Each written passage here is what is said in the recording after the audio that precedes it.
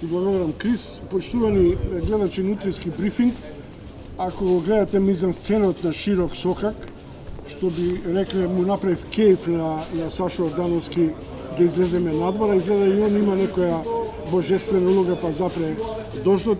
Гледате интерфейс Битола, го гледате конзулатот на Турција, градот на конзулите како што обично важи за Битола. Нормално е во овие мигови на завршницата на изборната кампања. Разговарам со Тони Конјановски, лекар, кој е кандидат на ВМРО ДПМН.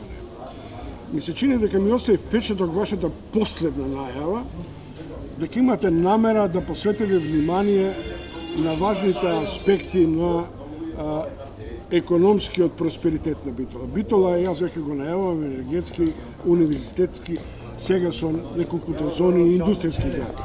Дали тоа значи дека ќе посветите внимание не само на, да речем, водовод, улици и канализација, туку на овие приоритетни економски па и политички случувања. Повелете, господине Конјановски. Благодарам. Пред се, навистина чест и задоволство ми е да разговарам со еден од доајаните на македонското новинарство, господине Чоновски, да бидам присутен во вашиот медиум Слободна ТВ.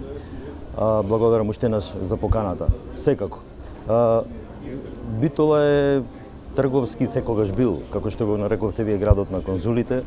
Широк Сокак е штрасата која ние битолчани секојдневно ја шпартаме, да речам, и уживаме на неја да го испиеме утринското или попладневното. Да, секако. Јас сум човек од центарот и тука сум секојдневно.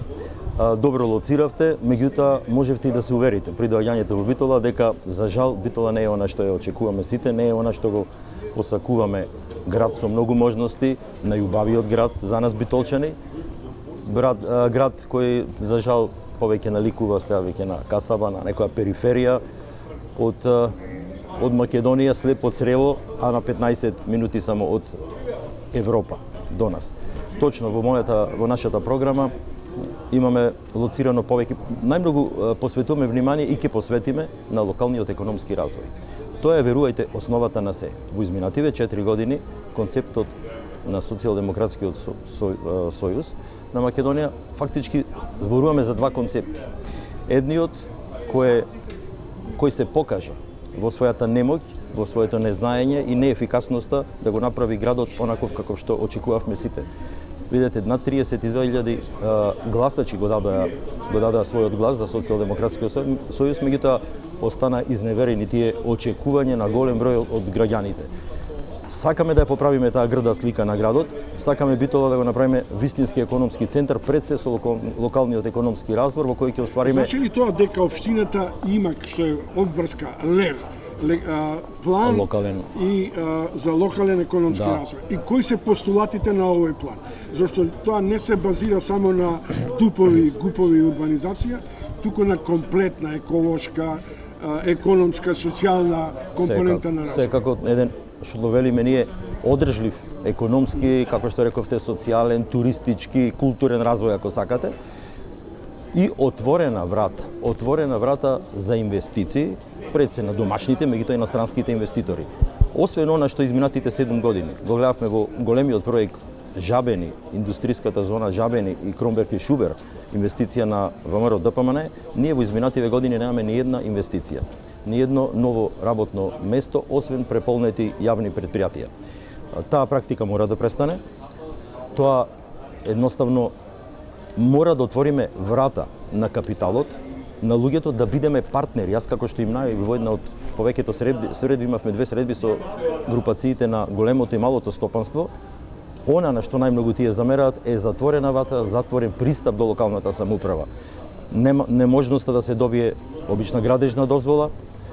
Тука е проблем секако и ГУПот и ДУПот што го рековте. Чекате, ако е невозможност да се добие градежна дозвола, дозволи за град, дозволи за употребна вредност на идните индустријски капацитети, ова е време на дигитализација. Ќе успеете општината да ја претворите во сервис во која ќе кликнам и ќе добијам дозвола? Апсолутно. По принципот на тикети, доделување, значи, општина, нешто слично што го има катастарот и други и други институции кои се веќе дигитализирани, да ги речеме, и во склоп со новото време, апсолутно треба да возможиме на граѓанинот, на стопанственикот, на намерникот кој сака да инвестира, едноставно или да индивидуален објект да изгради или поголем капацитет, едноставно електронски пристап да се најави, службеникот да добие тикет, тој тикет да го реализира со точно зацртан временски рок и по електронска комуникација да комуницира. Да нема повеќе тропање на врати, можност на било какви злоупотреби од страна на локалната самоуправа или администрацијата таму, едноставно да се следи трагот на секој барање на граѓанина. Доктор Тони Коњановски, кандидат на ВМРО ДПМН за иден градоначелник на Битола. Господине Коњановски, Битола има стратешка позиција, но нема се уште, да речем, железничко поврзување со Грција, се уште овој магистрален пат не е доработен и така натаму. Дури и влезот на Битола не изгледа како влез на конзолите, на градот на конзулите. Рекој дека се шетате овде. Да. Дали некој што се почувствувале наврнати овие кампањски денови како што е сега? Дали некојаш, например, се зажалиле што влеговте во оваа кампања? Не, видете, и позивот кој пред тоа го имав како лекар ми даваше огромни можности да комуницирам со луѓето и тоа е можда една дарба која имаме ние лекарите, едноставно да сочувствувате со луѓето, да ги слушнете добро, да знаете и да ги сослушате луѓето. Околу комуникацијата со граѓаните, дигитализацијата, имате ли намера тоа да го направите поефикасно, подостапно до граѓаните? Секако. Општина е она што ние го предвидуваме во нашата програма, значи потполно маргинализирање на човечкиот фактор во однос на решавање на проблемите, значи оначукање на врата, на шалтер, клечење на шалтер, би пристапиле, би оделе на начин кога со тикет би се доделил административниот работник, би добил задача, дали тоа е дозвола за градба, дали е тоа барање некој кој треба до локалната самоуправа да го испорача, едноставно на електронски начин самиот барател, самиот граѓанин, стопанственик, како сакате кажете, да добие и да ги следи, да ја следи постапката во движење, онлайн, фактички. Тони Коњановски, кандидат на ВМРО ДПМН за градоначелник на конзулскиот град во Македонија на Битола. Господине Коњановски, доктор Коњановски, дали мислите дека ќе можете да се отклоните од праксата, да ја наполните општината, да ги наполните јавните предпријатија со партиски фаци или тркачи? Апсолутно не. Значи можноста, спомнав пред малку, како лекар ми дава можност да контактирам со стотици луѓе и во текот на денот.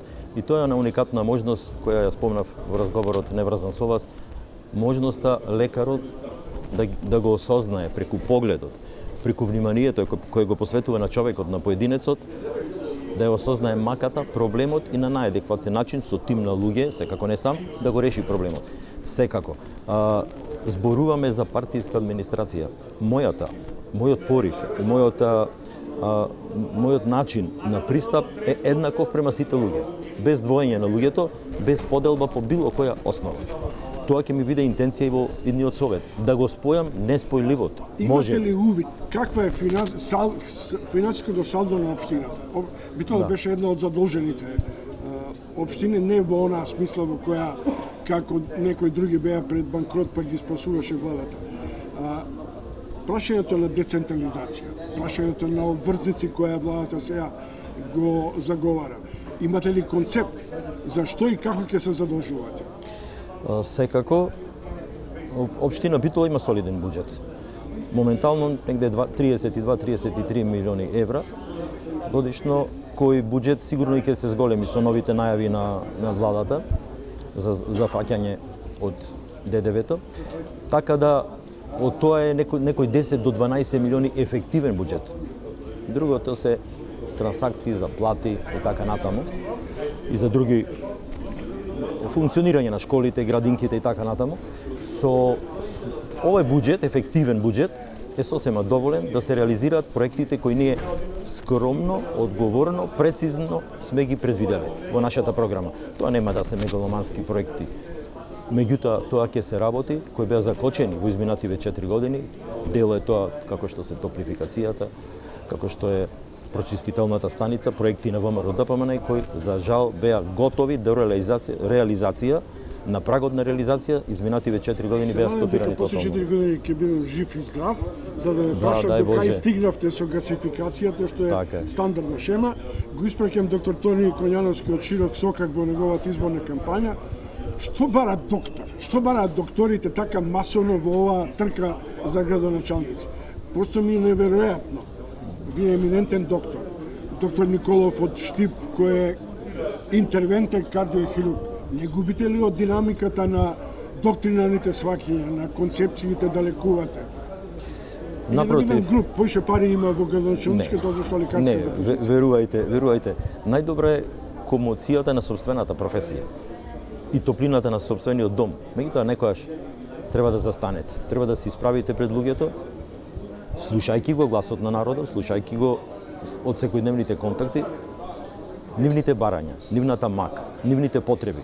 И навистина да се подметнете, да подметнете грб, едноставно се работи за оваа генерација, се работи за нашите деца и нешто секој од нас треба да придонесе. Јас ги повикувам граѓаните да се вклучат во оваа борба, да ја одминеме апатијата, тмурните лица на граѓаните и едноставно да се одлепиме од дното кое сите како држава го имаме. Доктор Коњановски ви Ви посакувам благодарам многу. успех во изборната кампања. Се Чест ми надевам, беше. ви благодарам многу уште еднаш. Благодарам.